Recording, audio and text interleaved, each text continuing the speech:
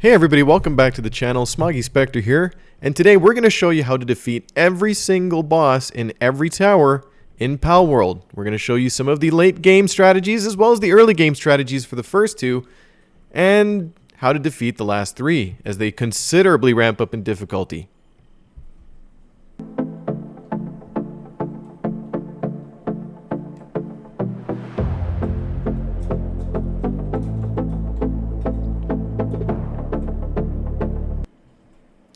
The first one we're going to start with at this point is the Rain Syndicate Tower, and it's actually the very last piece of your tutorial as you start the game.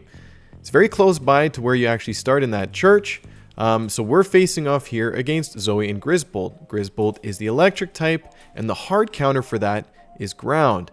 Unlike Pokemon, there's only one hard counter for each element, so here the best choice by far is Anubis. However, if you're just starting out, chances are you don't have Anubis yet. But the counters that you can find, or the best ones, are pretty close to where he's located as well. You can go with the ground type Fuddler, which is a nice little mole looking thing.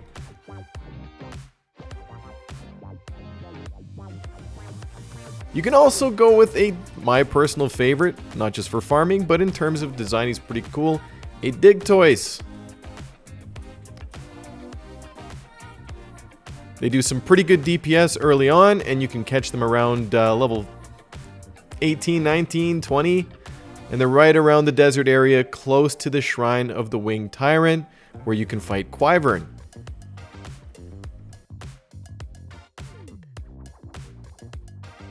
But the next boss we're going to move on to is Lyleen and Lily.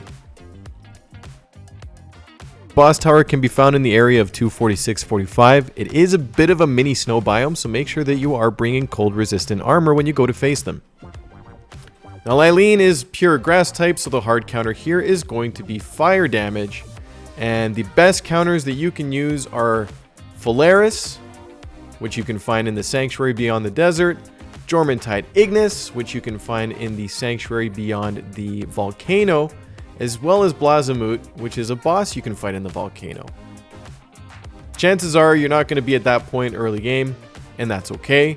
So we do have some alternatives for you, but Faleris is very good if you unlock the saddle form, as he gives you the extra advantage of being able to fly overhead.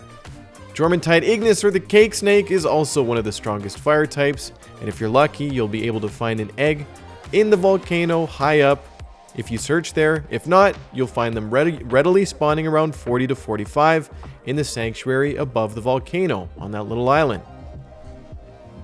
Needless to say, if you're using any of these three, you shouldn't have a hard time with this boss at all.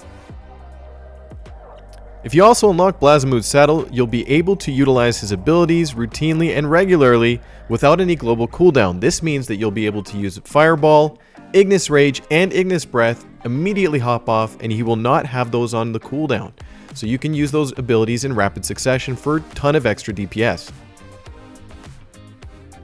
Needless to say, if you're using any of these boss pals, you're not going to really have any issues. Honorable mention to Suzaku as well, who'd be just as effective as any of the types mentioned here. Now, if you don't have, again, these fire types, that's totally okay. We end up using Arsox, as well as Foxsparks, as well as a couple of others in Wixen, which can all be caught in the volcano. You can also catch some different alternatives in Rubies and Kelpsy Ignises, but what you'll notice here is that without the use of any weapons or condensed pals or any other, legendary type schematics, we had about 4 seconds left on the clock, so make sure that if you're going to be tight against that clock there, that you are actively DPSing on the side.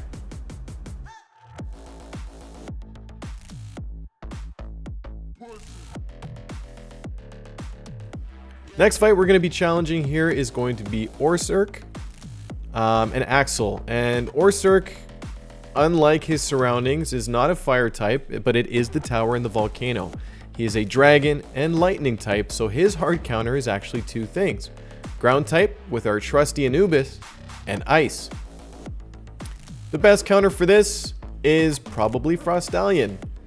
which is a level 50 legendary that you can catch in the Frost Zone. However, if you're not at that stage in the game, that's totally okay. You can use some alternative ice types, but he is obviously the best. Again, you shouldn't have any issues if you're able to wrangle a Frostallion. But if you can't, Mamoresk Christ is actually a really good alternative because not only does he have ice type moves, he also has ground type, which are hard counters to Orserk for both his types.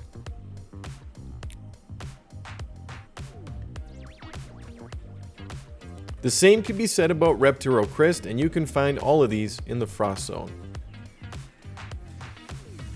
He does do a lot of wide AoE attacks that can easily one-shot you or melt your shields. So you can get really close to killing him, and if he lands one on you, you can die, just like I did here.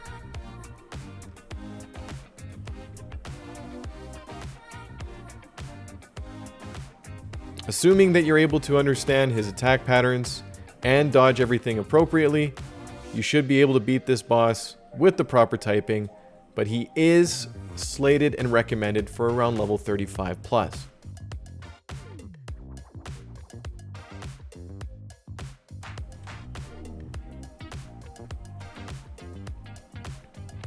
Next boss we're going to go to is going to be Marcus and Faleris, and this one gets considerably tougher. Faleris has a health pool of around 146k on single player, so the guide here is Jormuntide. That's it. That's the guide. And make sure that you unlock the saddle for Jormuntide if you can at level 39. Why is this important? Because you can use global cooldowns for Hydro Laser as well as Water Burst, and then get off of him immediately and he will go ahead and use them again instead of waiting for the full cooldown timer. You will also want to be damaging Faleris at the same time with assault rifles, shotguns. I found assault rifles to be the most effective, but ultimately I ended up having a purple handgun schematic. The only drawback with using Jormuntide in this fight is the fact that Faleris does troll us with giant lightning AoEs, so make sure you swap them out regularly, as that way they'll be able to passively heal in your party. We also decided to bring poison crossbows just for that extra dot damage.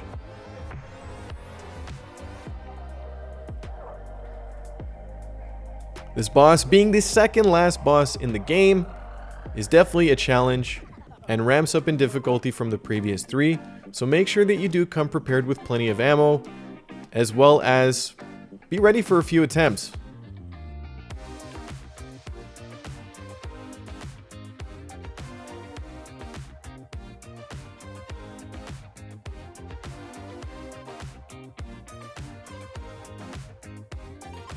Last but not least, the leader of the PAL Genetic Research Unit Tower is Shadowbeak and Victor.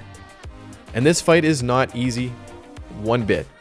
It is definitely the endgame fight, and I would highly recommend bringing a team of 5 Jet Dragons, as it is the hard counter to the Dark type Shadowbeak. Ensure that you have only Dragon type moves, and that you're using boss types. If you can find ways to condense and breed your Jet Dragons beforehand, even better.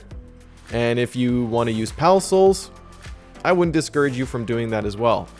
For this fight, you'll want to make sure that you're not rolling at any time to dodge his attacks. In fact, you're going to want to be running. The reason why is because rolling will stagger you, and if you get back up in the middle of his beam, you're as good as dead. So just keep running, get as much distance between you and Shadowbeak as you can, let your Jet Dragon tank the hits, and keep reloading that rocket launcher to blast him in the face. You'll want to go for critical hits as much as you possibly can to do about 1700 damage versus 1100 or 900 depending where you hit. And you got to do about, well, 10k DPS. So it's really, really tough, and it is a bit of a DPS race. It is pretty mad heavy to make rockets, so be prepared for a few attempts on this as well, but I have no doubt in my mind that you will get it eventually. Good luck, my friends, and if you found this video helpful, or if you had different strategies, I'm all ears for hearing it. Make sure to let us know below in the comments section, and don't forget to drop a like and subscribe if you found this helpful. Thank you for watching.